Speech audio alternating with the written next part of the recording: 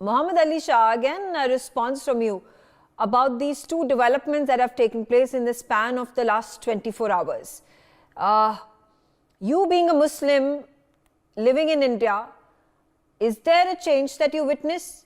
Or do you think there was propaganda that was being played against the BJP since the start, portraying it as a saffron party? Okay, Megha, I don't know about the propaganda bit, but I can certainly tell you, being a Muslim living in this country, I have personally not faced any discrimination anywhere. And why? Because I am well educated. I had served in the army. I went to an IIMs. I had a decent job. I personally, nothing like that. In fact, I refuse to believe that there can be any such thing, because you need to stand tall in society. When you are strong enough, no one can discriminate against you, and you've got to be 10 times better than everyone else. See, discrimination is a part of human nature. Let me make that one thing very, very clear. Discrimination is a part of human nature, not just in India, anywhere. It will happen to children, adults, everywhere. But against who?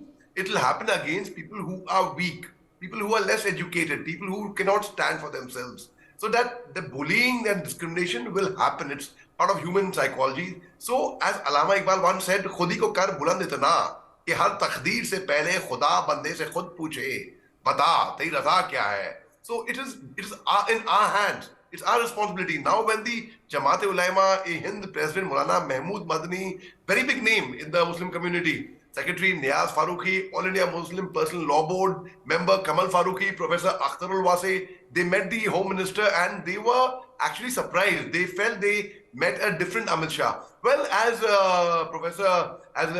Firozbakht Ahmed sir rightly said, many times you have an illusion. Many times you're not familiar with what is there, how the person is.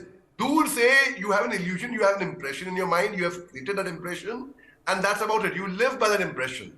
So only when you come closer and you see and you break the ice, you realize ye aisa nahi hai. It's not like the way we thought, the way that impression was created in our minds.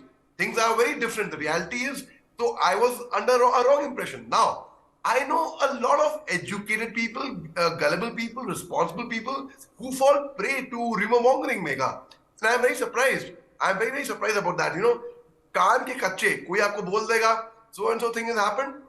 At least I personally haven't seen any kind of hate mongering concerning me. No. And regarding Mr. Qadri, the right example, Mr. Qadri was expecting to get a Padma Shri during the Congress regime.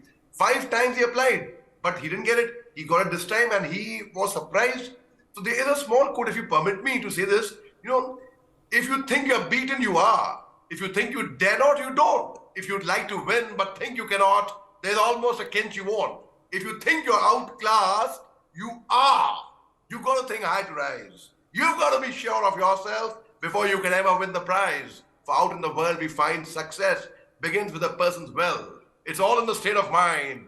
Life's battles don't always go to the stronger or faster man.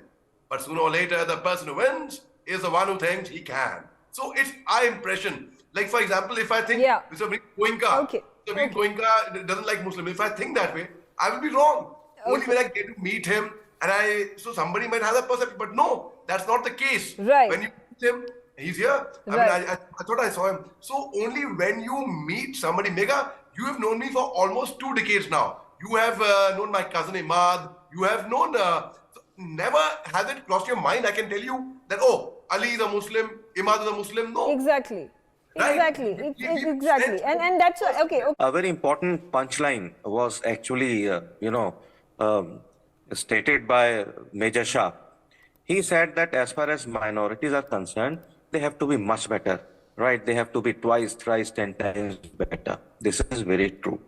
Mohammed Ali Shah, I'll come to you. He's also Firozbakht Ahmed also facing a problem. But again, when we talk about the game of narratives, how BJP is portrayed and wrongfully so, versus how Congress is portrayed, saying that it appeases the Muslims, it appeases the minorities. That has been its politics, and that's what Mr. Qadri is also alluding to when he makes that statement meeting Prime Minister Narendra Modi. Now, who is to be blamed for building these political narratives, these polarizing figures out of Modi or Amit Shah? Right, Megha, the fact is, you create an illusion, I told you earlier, so that illusion is created and you tend to believe the version, the story. Like for example, if I tell you, Mega, there's a ghost over there in that forest, you'll actually, if you were gullible, you'd believe. But there's actually no ghost that exists. There's nothing, I mean, someone might say there's nothing as ghost. So you got to, when you see things yourself on ground, you find that illusion that you had created in your mind about somebody either being Islamophobic or being a Muslim hater or being this or being bigoted or being of polarizing society is not the case. That is really not the case. In fact, rather on the contrary, that we see people, hate mongers, from both sides I'm talking about, hate mongers will spread rumors, they will talk nonsense. Hate mongers mean not just about community.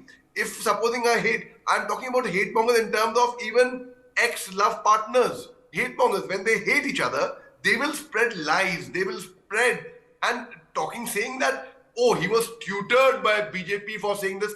You mean to say Mr. Kadri, who is a master craftsman of his trade, he's so weak that he would be tutored?